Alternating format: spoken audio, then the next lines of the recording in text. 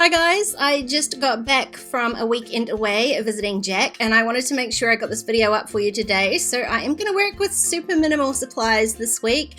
As you can see, I've got mostly photos and I have grabbed the 2 new stamp sets from Kelly Stamps. This book review one, despite the fact there are no book photos on here, I am going to find a way to use them this week. I will link those down below if they are still available. Now I've also got these 2 spots here. I've only got 2 spots and I have cheated a little bit because I grabbed these library cards from Made in Mojave and I've already typed out my journaling for the week. There wasn't a great deal to say, so one card did nicely. I will leave the link for those down below, and all I have to do now is find one 4x6. So I pulled out all of my black and white cards, 4x6 papers, because I thought it went sort of nicely with this kind of minimal color scheme that I've got. My photos aren't very colorful this week, so I'm just going to stick with the black and white theme. So you can see I'm just going through them and I really love this cross one here, but I need to keep it somewhat light because I am going to stamp out my week title. So as you can see, this stamp set is just an outline, so it's not going to go very well over top of those crosses. So in the end, I went for something a little bit more subtle. Now I've got 2 stamp sets and I did grab out 2 ink colors. This is my Moonlight White from Brilliance and Memento Tuxedo Black, which I stamp on photos all the time. So if you haven't seen my How I Stamp on Photos video, I will link that up here for you. The only other thing I've grabbed out are these December daily labels. They came in a pack of 2 with silver or gold. I mostly used gold ones this year, so I've got these silver ones left over. So I am going to try and use those up. Not all this week, obviously. I'm going to use one probably, but I do want to keep using them even though they say December daily. They're just silver labels, so I can use them. Now here's how I'm going to start using this book review stamp. I'm going to just leave out the bits that aren't about, that are about books, and just use all the stamps that aren't. I mean, this stamp couldn't be more perfect. Couldn't put this down perfect for my little photo of Jack on the day he was born, because I definitely could not put that little snugglebug down. Now the other one I did was Life's Short to buy the book, but I don't need to buy the book. I'm just stamped out Life's Short, and I didn't do anything specific as far as masking these stamps go, and I'm not going to here as well either. I'm going to use the Read More stamp, and I'm just really carefully inking up the more part. Now if you don't feel confident doing that, you could run a little piece of washi tape along the top part of the stamp, or any part of the stamp that you don't want to ink up. Cover that with washi tape, then do your inking, then make sure you pull off the tape before you do your stamping, and you'll have the same thing, a little partially inked stamp.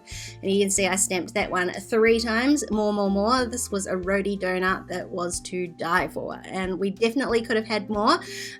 We did restrict ourselves to 1 each. For this photo here, I had intended to stamp out Happy Mail because that's what it was. Gorgeous mail from Alice arrived just in time before I had to leave. And I should have planned out a bit better. I just went ahead and decided to start stamping, and of course it's not going to fit. I get through Happy and then realize there's no way that I'm going to fit mail on there, as it is M is a pretty big stamp, so I'm not going to fit the other 3 on there. So you can see me there, I'm just like, whatever. I'm just going to leave it at Happy because it was Happy Mail and it made me incredibly happy, despite the fact that when I opened the package, sequins went everywhere. Alice knows I love sequins. She packed that parcel full of sequins. The moment I ripped the bag open, they went everywhere. And I tell you what, I'm still vacuuming up sequins and I'm not even sad about it. Now here's where I'm going to use this alpha to finish the sentiment that I partially stamped from the other stamp set. Life's short, and I'm going to stamp out Be Grateful. This was just a really beautiful sunrise, and it just sort of struck me what a great week I had. I didn't think that it was going to be that fantastic of a week. It was my first week back to work after a really long break, and although I did struggle with the work side of it, there were so many things to be grateful for, and I think that was a good reminder to put that down in there because man, I get caught up a lot of times in the hard stuff of life, going back to work, for example. But look at all the brilliance that there was in this week anyway. Beautiful friends, a beautiful new addition to our family, and just beauty all around us. Yeah, I'm feeling obviously incredibly grateful for life at the moment with the addition of Jack, and I can't help but have that spread to the rest of my life as well. Now for this photo here, I'm just gonna stamp these same alphas and just stamping back to work. There was nothing really like nothing dramatic to say about this. It was just back to work. It was a hard transition. I don't want to focus on how hard it was, so I'm just writing back to work. And now I'm going to work on my title card because that's pretty much all that's left to do here. So I'm going to add this label for my date stamp. I did say last week I'm not going to get super caught up about using labels for my date stamping this year. However, because I have got such a plain card, I really did want something fancy, a little bit of embellishment there to do my date stamping. So it also gives me a really handy guide for starting to stamp out my title week 2 and try and keep it reasonably straight. Now these stamps don't have alphas, so I am just stamping the word 2 because it's short and I can. And then I'm going to use my regular date stamp to stamp onto the label there.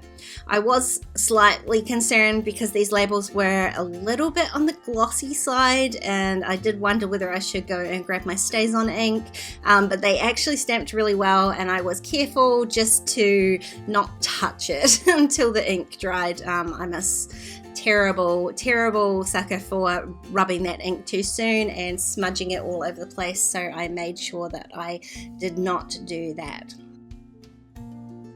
Now I couldn't help myself. I know that I said that was all I was going to do, but I decided I couldn't handle the lack of the lack of embellishment. So I grabbed out those silver sequin stickers, and that reminded me that I had this really pretty sparkly glittery silver washi tape as well. So I'm going to add the washi tape in 3 places, just on some of these photos that are a tiny bit on the boring side, I guess. So I've added one to the bottom to my back to work photo, and I'm just deciding where I'm going to put the 3rd piece, and I've decided to add it to my title card just at the top here rather than the bottom. I just flip that round so it's easier to get it straight across the top. Trim that down, and then I can go ahead and add some little sequins. So I start off with my title card, and I couldn't help it. I had to add it to the stamping of the 2, the O, because it fit perfectly. So I've added 3 in there.